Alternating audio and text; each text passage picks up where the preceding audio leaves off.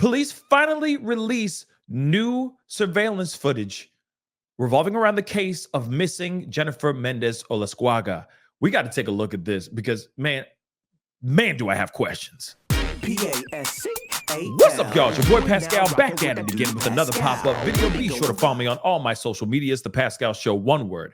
Hit that like button down below. Let's not forget to crush that subscribe button if you're watching on YouTube, and if you're watching on Facebook, please be sure to crush that follow button on my Facebook page if this is your first time checking out this channel right here. Anyway, we got to get into this. You know we've been covering this story, and if you haven't seen it, please go check out my previous video that I talked about this case. And what we're talking about is the missing case of Jennifer Mendez Olascoaga or Olascoaga. Still haven't gotten anybody to give me the proper pronunciation of the last name, but she is a teaching assistant out in Dallas. She was last seen when she dropped off her friend at her home. She went missing directly after that. She was supposed to show up to work. She's apparently known for being punctual and not missing work. But when she missed work, that's when family got really concerned. They actually found her car on the side of the road, which we talked about in a previous video. But also in the previous video as well, something strange went down. Family and friends were receiving text messages from an untraceable number, basically saying things along the lines of, "You'll never find her, you're next," type of thing. It's weird. It's odd.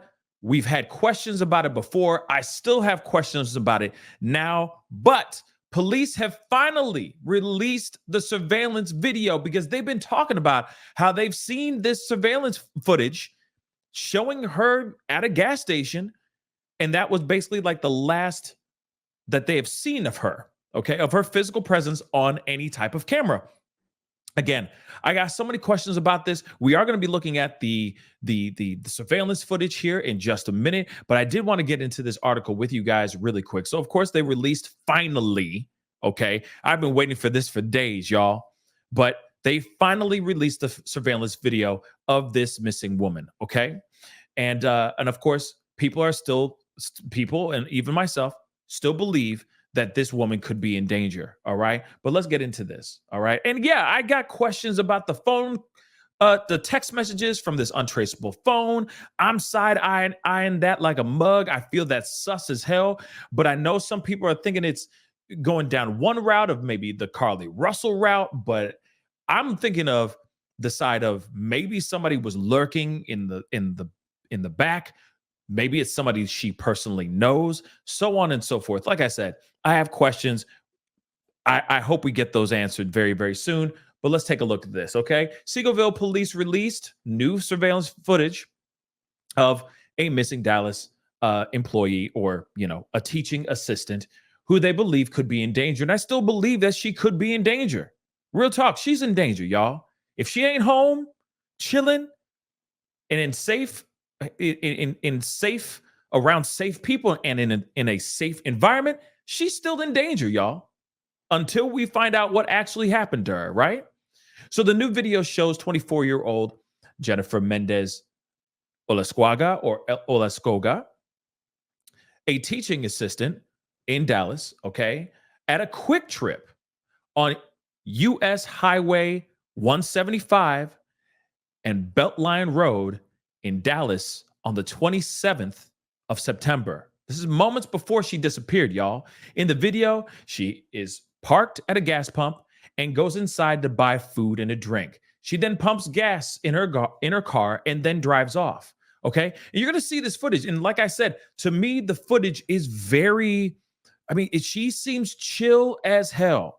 It doesn't seem like she's it doesn't seem like she's stressed. Doesn't seem like she's acting weird, anything. She looks like any other person that's getting gas, getting some snacks, getting in a car, pumping the gas, getting in the car, and driving off. There's nothing strange about it at all. But let us continue here.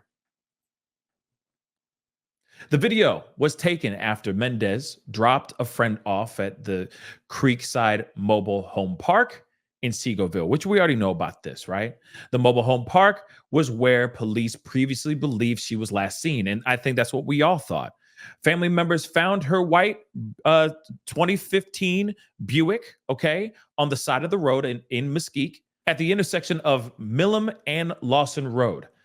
A Seagoville police detective searched her car and found her wallet. Now she does use this wallet to buy the gas, I'm assuming, okay, to put into her car. All right. Family members say that one of her friends showed them random text messages from someone saying they would never see her again. Now we already know about that. Of course, they're looking into the text messages, and that foul play has not been ruled out. The family has searched several places, okay, and has searched they're doing several searches in the area where her car was found. And of course, there's a lot of questions here. Did she just get out of the car? Did she pull over, have a psychotic break, get out of the car, and just start walking? She's been gone for two weeks now, guys. Okay. So she's been gone for a minute. And if she went on foot, she could cover some serious tracks. She could cover some serious grounds over 2 weeks. But if she's not an outdoorsy person, or if she didn't have things packed up and ready to go for a long trek, I mean, she's bound to pop up somewhere, right? But the one thing I want to say here that doesn't make any sense is the text messages. The text messages don't make much sense. And I'm going to talk about that in just a minute. But first, I want to show you guys the actual video itself, okay? The surveillance video, because I don't want to get ahead of myself. But I think we all want to see this footage and see what she's doing here. So let's take a look. I'm going to blow this up a little bit bigger. She gets out of her car. She looks chill, y'all. She goes in, she gets like a soda. She looks like she got a snack maybe in her hand as well.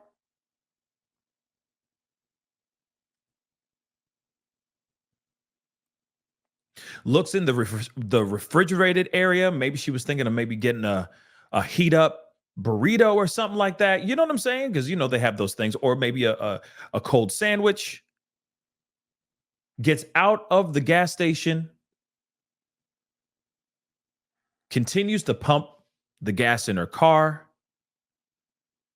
sips on her soda nonchalantly, chill as hell.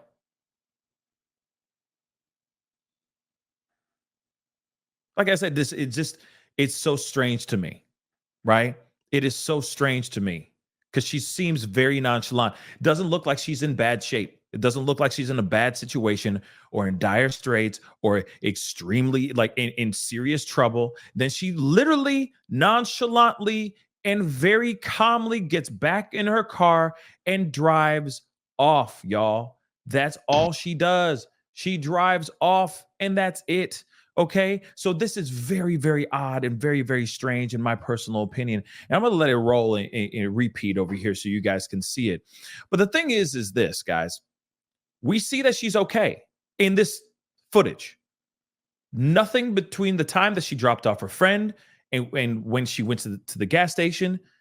None of it is giving off the vibe that she is in bad shape or that there's a madman lurking in the back of her car. Even the way she's just kind of nonchalantly looking at the food, seeing if she's going to get some more stuff. She's kind of scratching the back of her calf, the back of her leg with her foot. When she's looking at the food, you could tell her body language tells me in this footage that she's chill, that there's nothing bad going on. So that's the question I ask you guys. What could have happened after she got in the car and drove off? Anything's possible. It may have been somebody who saw her in the gas station. Then again, it may have been somebody that saw her leave the mobile home park. That could be it too. Now, the other thing is I'm going to ask this. I'm going to ask it, you know what I mean? And if you want to watch the surveillance footage, just roll it back again. But my question is this, y'all. Friends were receiving text messages, not the family. From my understanding, it was friends that were getting the text messages. Let me make sure I'm correct. This says family members say one of Jennifer's friends, showed them random text messages from someone saying they will never see her again. This is from a friend. So listen, I'm not trying to throw anybody under the bus. I ain't trying to get anybody in trouble that don't need to get into trouble. But at the same time, I'm going, okay, why would the friends be receiving that text message? Why only the friends? Why not the family too? Who was the person that she dropped off? Is there any connection to that? Could there be any connection to that person and in and anybody in that mobile home park? Did she, I gotta ask this, but did Jennifer have any enemies? Did she upset somebody that upset the wrong person or something like that? I mean, these are all the questions that I have. The other thing is too, cell phone pings. What's up with that? Why haven't we heard anything about a cell phone ping? Again, this is a lot of the questions that I feel like we haven't had answers to. It just seems a bit strange because from other reports, like in my first video, they said that they were getting strange text messages before, during, and after she went missing. How unusual is it, for loved ones, family, friends of a missing person to receive not only these type of taunting messages, but also they report getting these messages not only after she went missing, but also before she went missing and during this time that she's, allegedly it happened. Who is that? Who was putting that together? And why did that go down? Why aren't we pinging the hell out of cell phones and all that? I know that they're looking into these text messages, but still at the same time, I don't know, man. Something just isn't right. And I'm wondering what the hell could be wrong here. But anyway, guys, that's the video. Comment down below. Let me know what you think. I'm really hoping that they find, we get some more clues, because that video, that surveillance footage just shows me calm. It shows me that she's not in bad shape. She's not in any danger. So I'm wondering what happened between the time she left that gas station and the time that that car was dropped off on the side of the road. Hopefully we get some more answers very soon. The other thing too, surveillance videos from traffic lights, etc. Are they tracking those things down? That's what I'd like to have answered as well. Not only just the text messages, because those are sus as hell, but what about surveillance footage from other gas stations that she drove by, stores, ring lights, ring cameras on people's homes that maybe the cars drove by. The same. They, I hope, are digging into everything and finding everything they can get to get her home faster. Anyway, guys, comment down below, hit that like button down below. Don't forget to crush that subscribe button, hit that follow button if you're watching on Facebook. And it's time to get going. Be good to yourselves. Be good to one another. And I'll see you guys in the next video. This is The Pascal Show. Bye. Pascal, you are now rocking with that dude Pascal. We be going wild.